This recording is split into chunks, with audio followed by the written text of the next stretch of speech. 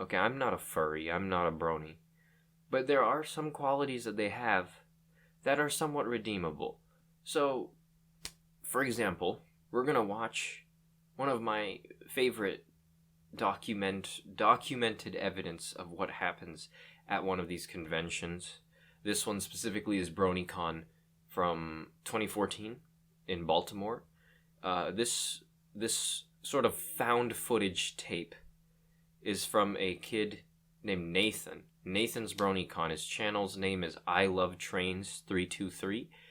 And he has an 11-part anime series that is just vlogs of what happens every day at BronyCon. And let me tell you, BronyCon, from what it looks like, is just... It's a pilgrimage. It's a pilgrimage of bronies to their home, their historical homeland, the convention center, well, like annually, once for like a week. If BronyCon was a religion, this is what would be their Hajj. It's interesting, and I do gotta say props to this dude for convincing his dad and his grandparents to actually go there. If I myself was a brony, I would be terrified to ask my parents to do that because, well, I would expect a lot of parents would think it's a bit weird for a 17, 18-year-old to be saying, hey, let's go to the brony convention, or where people worship and argue over whether Pinkie Pie or Twilight should be on a body pillow depicting them in very sexually explicit positions. But that's not... Again, I'm not here to shit on them today. I just want to watch my man Nathan's playlist. Okay, so BronyCon event day 1. Day 0. There we see Nathan just talking about what he's gonna do when he gets to the convention. Yeah, what's up, everybody? I really need a haircut. Anyway, Alright, so if you're immediately, repulsed by what you're seeing before you, don't, just give him a chance, okay? There is so much ahead. A journey of 1,000 miles begins with a single step, okay? So just take the first step with me here. He may look like a miniature Donald Trump, but he's a nice dude, I swear. something, just an update sort of thing. Let's see. Why is the calendar already to August?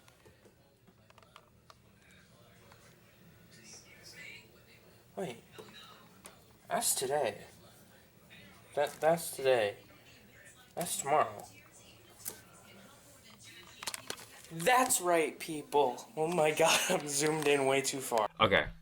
He is, in fact, going to BronyCon. Tomorrow is when his trip begins. I also do like how the panning in, should I say, was completely accidental, but he makes himself look just about as awkward as I would imagine him to be. But hey, he's not a mean guy so far, so, let's see what happens. That is right, people. Today is the day the BronyCon vlogs start. I am basically ripping off AC Race Best.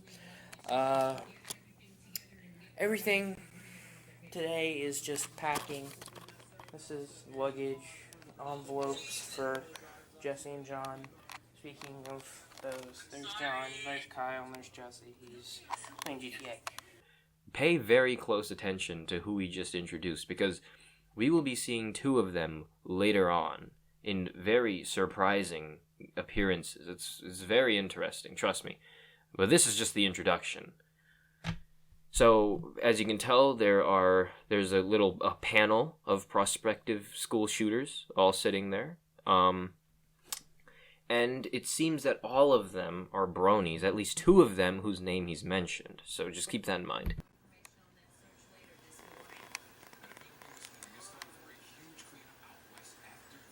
.08 in the morning. I just woke up, literally tired as hell, but ready to go. Everything's packed right there. It's still dark out. We leave at 7, but I still have some stuff to do before we leave. Ah, here we see a Reddit kid in his natural habitat. his room at 3 a.m. darkened and sullied by the forces of night, as Cheetos are spread all over the floor. Oh, we're about ready to head off to the airport. It is... Alright, if you don't respect a man that wears headphones around his neck, especially when going to the airport or any public scene for that matter with a polyester hoodie and a wristwatch, I don't respect you. These are the types of people that lead our society. These are the types of people that build others up, that lead them when no one else has a leader, that go on the bus of their elementary school and ask other people if they can play on their phone. These are the types of people that we wish our kids would grow up to be. If you are not one of these kids, don't talk to me. 6:44 in the morning.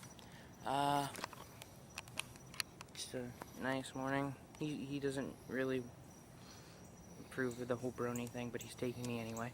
As you can see, we're having an introduction to his father, aka one of the more important characters in the saga to understanding our main character here. He's very instrumental to the backstory. Peter Griffin over here, with a little bit more of a bald spot, is honestly one of the most interesting characters in this story development, I would say, because he hardly has said any words, and I already like him more than his son. I don't know whether that makes him cool or bad, just for being a failure of a parent, but, that is what it is. Also, Nathan explicitly states that his father doesn't actually approve of his brony hobby, but he's doing it anyway, just because he loves his son. So I guess in that respect, he's a great dad, but again, I do have to question his parenting skills for allowing his kid to become a brony. Okay, I'm being too harsh. Let's keep going. I'm not making fun of bronies here. I'm trying to understand them. I'm trying to humanize them.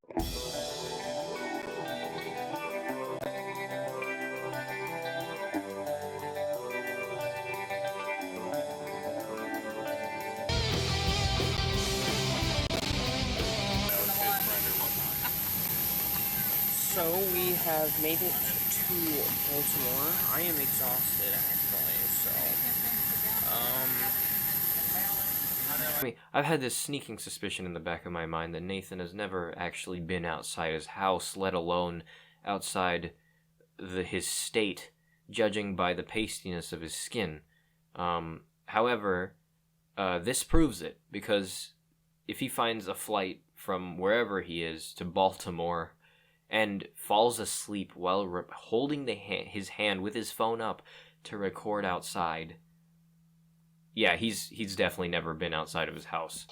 So anyway, part 2 of day 1 is a complete, it's just not worth it. It's just a whole video of him recording outside of his window during the flight. I don't even know if it's that edited, because I got so bored out of my mind watching the first few minutes that I ended up having to skip the video. So I don't know if there were any cuts or not, but I'm pretty sure a flight that doesn't actually last only like 15 minutes. Otherwise, you might as well just drive by your car. Like, what's the point?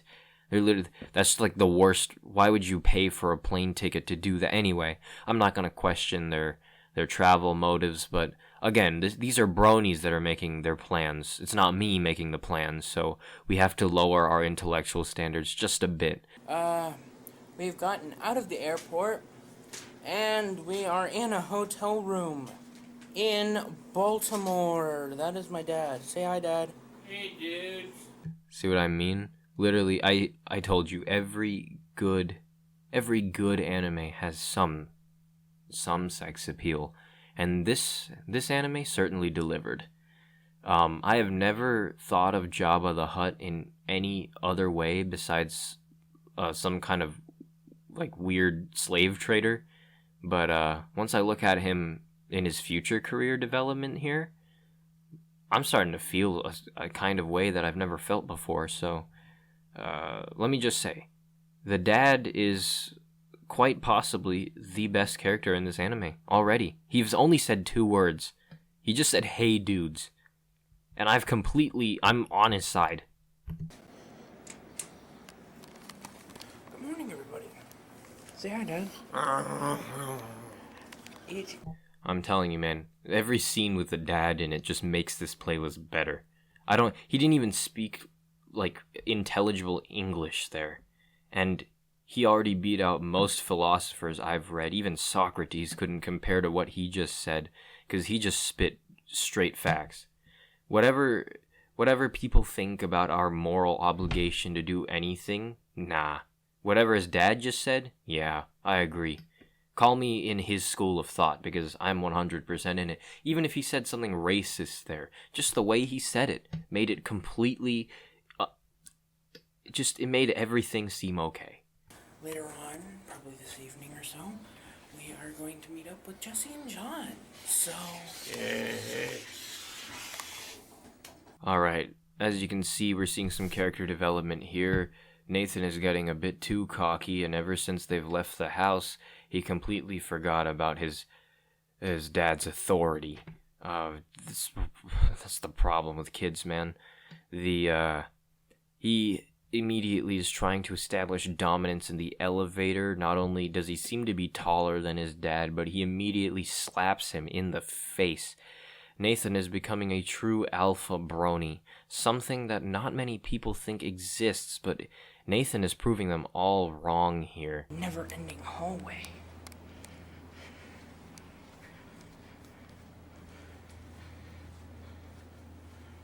They have nice lamps, though. That was a stupid idea.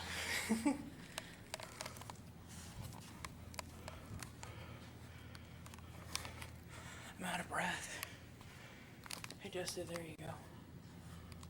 Alright, as we can see here, it seems that we are starting to get towards the boss fight of the anime, or we are just starting to get to a point where the plot is thickening. And so, as you can see, our protagonist here is doing some training to make himself a bit stronger so he can face any enemies. His training this time is endurance, I believe. It's quite a feat. He has to run through the hotel hallway. As you can see here, the task at hand is a bit physically taxing to our protagonist. He's already out of breath. It's only been 4 steps since the start, and he is really feeling the burn, especially in his legs. I mean, come on, Nathan, dude. It's just walking 4 steps. You got this. I believe in you. You don't have to drag yourself down more than you already have.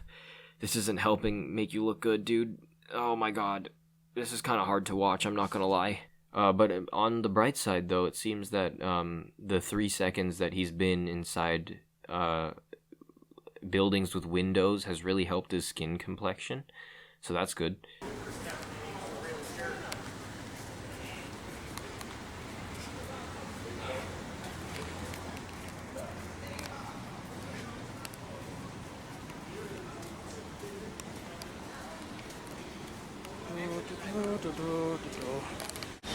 So I found the Jesse.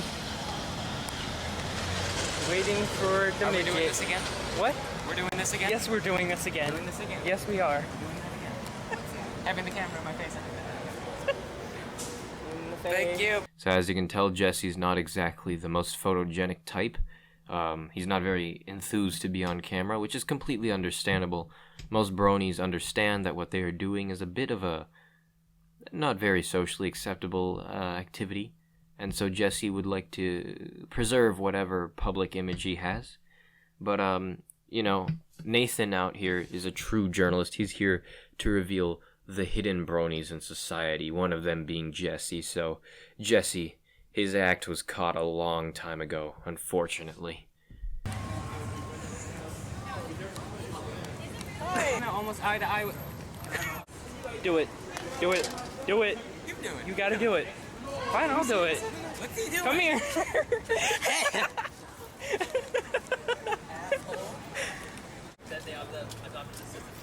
Are you for real? Here's character introduction to Jesse. As you can see here, he looks a bit like your homeless type, except I'm pretty sure even the homeless... Oh man. I'm pretty sure the homeless have better things to do than watch My Little Pony. Yeah, I'm not new to that camera. No. In my face already. Or the channel. He is, though. He's barely been in anything. I like the instant look of regret on Jesse's face as he does his little weird two-finger salute. Does anyone actually think that's cool anymore? God, that's actually so cringe. I bet he realized how bad it looked right after he did it, and he's probably regretting his life choices up till now. How did I end up being friends with these guys? Why am I wearing a Brony shirt, and why do I have a BronyCon badge on me right now? If you fucking don't get out of my face. Alright. Got the camera rainbow flag. Oh man, as you can see, everyone loves to pick on Jesse's apparent lack of any sort of... his lack of aptitude of being on a camera. He's acting like all those politicians that do shady shit the moment the news comes around. They just literally do everything they can to get the camera out of their face. Except he's less physical about it. He's more of just shaming the person that's in their face. He's more of just like, get the fuck out of my face, dude. I'm trying to breathe here. You know. I mean, yeah, respect Jesse's personal space barrier here, Nathan. I know you already intrude on other people's barriers without even understanding that. It's kind of like a passive ability you have. But... okay, that was a bit too much of a fat joke, God. Wait, no. Face again. I'm now starting yes, he has that! From? No, it's a 3MT. Don't touch my willy. He just touched me in my no-no square. Alright, so as you can tell already, John and Jesse have a kind of thing going on between them. Right now it's very subtle, but you'll see how it develops throughout the rest of these videos. We're on 7 out of 11 right now, so you'll see that there's a bit of homosexual tension going on between them, and to be honest, it was one of the most entertaining parts of this playlist. Jesse's a bit aggravated right now because John touched him in his no-no square. So as I was saying earlier, their relationship is developing actually, because John and Jesse, they don't realize it yet, but they have feelings for each other, and John just sexually harassed Jesse, which is a bit of a crime, but they need to handle this. They need to sort this out themselves, but yeah, as you can tell, something is going on. Fanboyed over Peter New. So now we're following Peter New. What the hell? Why are you taking the camera? Because we're following Peter New. Oh my god, that's cool. So we found the god of vlogs.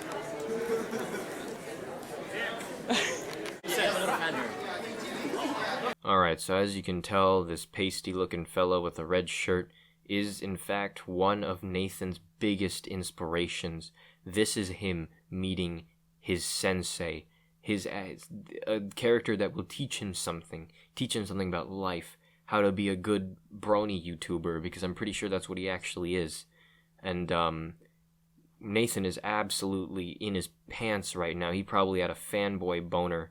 This is his moment. This is what the conventions have been leading to. This is his destiny. I like to They want to pick you. I am not worthy. I'm not either.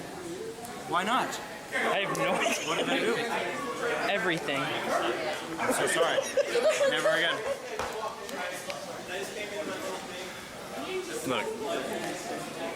When I was 3, I had an epitome. Epiphany. And, that's why it's okay. AC Race Bus touched me. Jesse, AC Race Best touched me. I got the video. AC Race Best touched me. Here, he touched all of us. Alright, here we have, right here, on camera, literally an alibi from 3 children that AC Rage Best, whatever his name was, the pasty-looking fella from earlier with the red shirt, yeah, he's a pedophile. They literally just said he touched him. I mean, and, like, what other connotation is there? Huh? It's like I had to prep myself. I had to drink lots of water, and I was just like, all right, yo! I gotta get my voice ready, like yo, yo, yo, yo, yo, yo, yo. And so I'm like, all right, how am I gonna do all these words? And I was like, I had the script right. How's it going, man? How's it going, dude? And I was like, all right, I got to do this in one take, or else my voice is just not going to take it. It's going to rip. So I just started saying everything started coming off from the top of my house, like, yo! Alright, so I feel like that clip of Jack's Blade really just put into perspective. Do I need to say anything about that? Like, come on, that speaks for itself. BronyCon, am I right? Couldn't tell by my constant. AC Race best touched my camera and I'm ripping him off, so I guess that's a 2-for-1. He's mine. Already, it's nice to see that something came out of this convention, and Jesse and John are finally together. Look at that. They're holding bodies. They are very close right now, very intimate. This is not cool. John, quit bending over my head. John.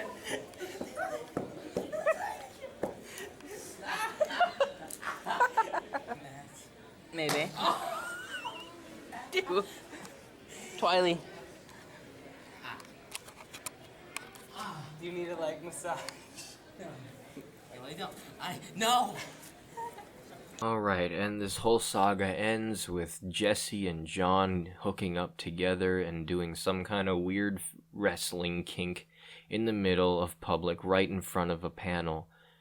Oh boy, they really became the lowest of the lowest in the end. It's really sad to see, but it happened. Even amongst bronies, they're considered trash. So, my condolences to the bronies of 2014 for having to deal with this, but it is what it is. And in the end, we never got to see what happened with the dad. He just kind of was there. The main character, I guess all the training paid off because he was walking around the convention. He wasn't really huffing and puffing like he did before then. And he got some vitamin D, so that's always good. So yeah, I guess.